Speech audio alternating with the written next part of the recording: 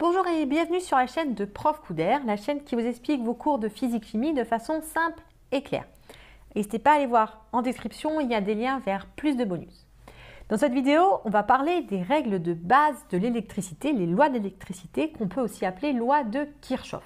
Ces lois, elles sont simples, mais elles sont souvent mal expliquées. Alors c'est parti pour un récapitulatif simple et clair.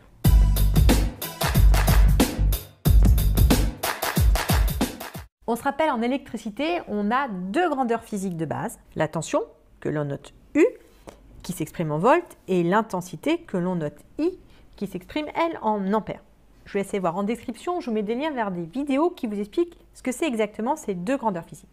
Bon, comme on a deux grandeurs physiques, on va avoir deux lois de l'électricité, une loi sur la tension, qu'on va appeler la loi des mailles, et une loi sur l'intensité, qu'on va appeler la loi des nœuds. Alors pourquoi ces noms? Simplement parce que la loi des nœuds, elle va s'exprimer en un nœud et la loi des mailles, elle va s'exprimer en une maille. Si ce n'est pas clair pour vous ce que c'est qu'une maille et un nœud, je vous laisse aller voir cette vidéo-là. Et ces deux lois, elles sont regroupées sous un seul nom qui s'appelle les lois de Kirchhoff. Avec deux H, oui, c'est pas une faute d'orthographe, c'est bizarre, mais c'est comme ça.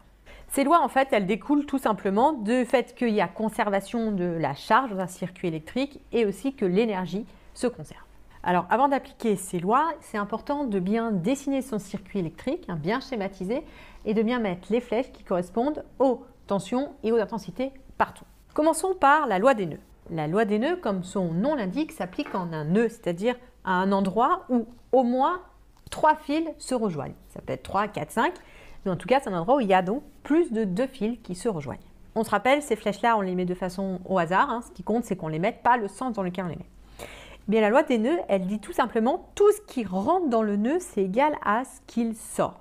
En fait, on se rappelle, ce courant électrique, c'est un courant de charge et les charges ne peuvent pas s'accumuler. S'il y a plus de choses qui rentrent qu'il y en a qui sortent, ça veut dire qu'ici, il va y avoir une accumulation de charges. Ce n'est pas possible.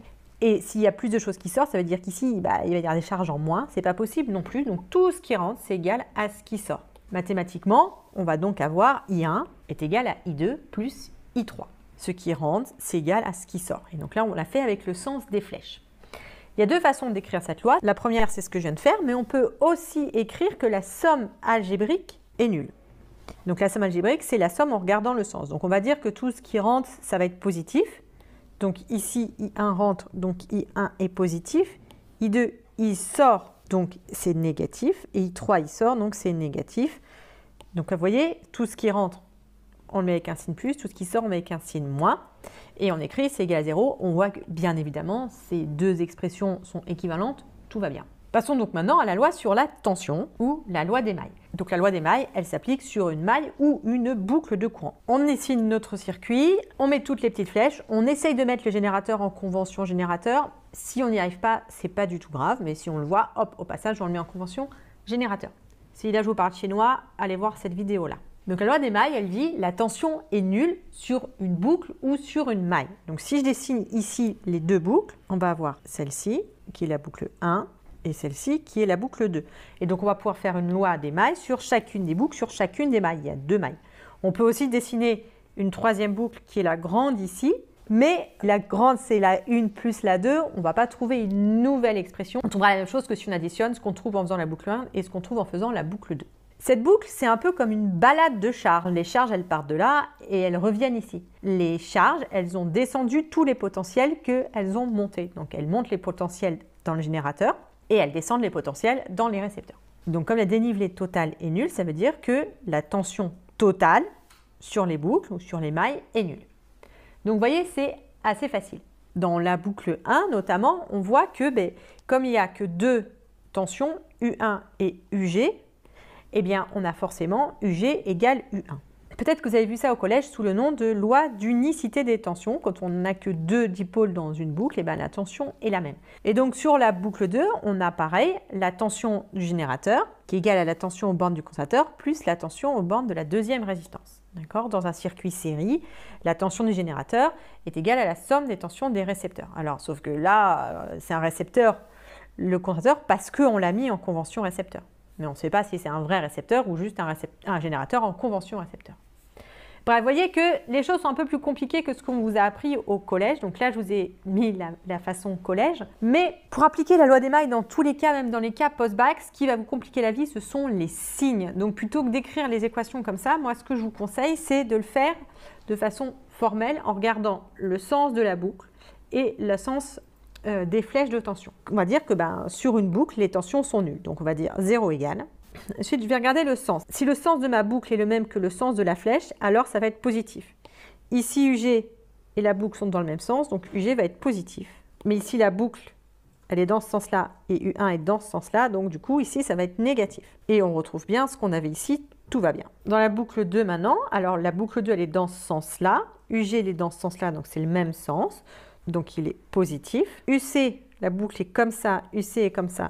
Donc ici, il est négatif. Et pareil, la boucle, elle est comme ça. U2, il est dans ce sens-là. Donc ici, c'est négatif aussi, puisque les deux flèches ne sont pas dans le même sens. Et on retrouve bien ce que j'avais ici. Tout va bien. C'est l'expression qu'on trouve dans la boucle 2. Alors, le sens de la boucle, on s'en moque. Il faut juste en poser un au hasard et après, regarder que les signes soient bien mis. Donc là, il faut me croire, là, vous allez vous planter sur la démaille. C'est vraiment sur les signes. C'est la seule difficulté. Donc, pour ne pas avoir d'erreur, il faut juste être méthodique, être rigoureux et respecter 3 étapes.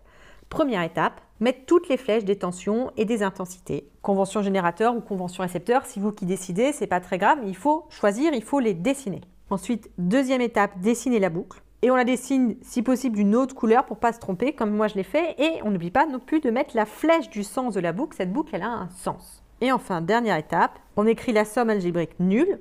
Et on regarde le sens. Si la flèche de tension et la flèche de la boucle sont dans le même sens, alors on a un plus. Et si la flèche de tension et la flèche de la boucle sont dans des sens différents, alors on a un moins. On écrit 0 égale, et on trouve ce qu'on devait trouver. Et donc, si vous faites ça rigoureusement à chaque fois, vous n'aurez plus jamais aucun problème de signe et vous serez capable d'appliquer la loi d'émail. Donc, pour résumer, les lois de l'électricité s'appellent aussi les lois de Kirchhoff. Comme il y a 2 grandeurs physiques fondamentales en électricité, on va trouver 2 lois sur ces grandeurs. Une sur l'intensité, qu'on appelle la loi des nœuds, et une sur la tension, qu'on appelle la loi des mailles.